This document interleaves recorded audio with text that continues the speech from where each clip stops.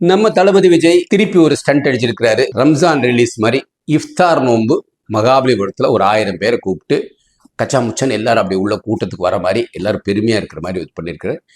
அதுவும் ஒரு மாதிரி ஓட்டு அரசியல் சைடில் போறாருங்கிற சிந்தனை இருக்குது. இன்னொன்று அவர் 23 பேருக்கு இந்த தடவை சீட்டு கொடுக்க போறாரு முஸ்லீம்ஸ்க்கு அப்படிங்கிற மாதிரி கொண்டு போகிற மாதிரி தெரியுது. அப்படின்னா இவரும் என்ன ஒரு கேஸ்ட் பேஸ்டாக போகிறார். அதுதான் தமிழ்நாடு அரசியலுக்குள்ள வரக்கூடாதுங்க. சீமான் எப்படி எங்க வேணாலும் யாரை வேணாலும் நடத்துறாரு இல்லையா? தகுதி வச்சு நடத்தணும். இப்ப முஸ்லீம் சமுதாயத்திலேயே 23 பேருக்கு தமிழ்நாட்டு அரசியல்வாதி ஆகிறதுக்குள்ள தகுதி இருக்குன்னா அவங்கள நிறுத்தணும்.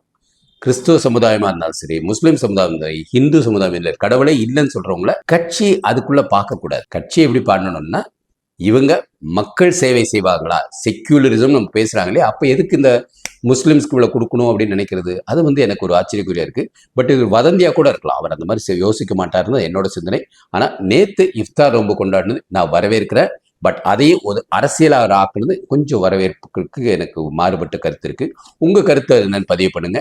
இந்த மாதிரி இவங்களுக்கு அவங்களுக்கு இவங்களுக்கு அப்படி போறதை விட்டுட்டு இளைஞர்களுக்கு, மகளிர்களுக்கு, முதியோர்களுக்கு அந்த மாதிரி சமுதாயத்தோட அவர் அரசியல் பண்ணாருன்னா தான் அவர் நடுநிலைமையா இருக்கிற ஒரு நல்ல தலைவர். இல்லை முஸ்லிம்ஸ்ன்னு இப்போ ஆரம்பிப்பாங்க, அப்புறம் தாழ்த்தப்பட்ட சமுதாயத்துன்னு ஆரம்பிப்பாங்க, அப்படியே ஒரு பிளவு வந்துடும். அது சரி கிடையாது. ஸோ சமுதாயத்தோடு செய்கிற அரசியல் தான் வெல்லும். அதை நம்ம பொறுத்திருந்தா பார்ப்போம். வாழ்க பாரதம், வளர்க தமிழ், ஒளிரட்டு தமிழகம்.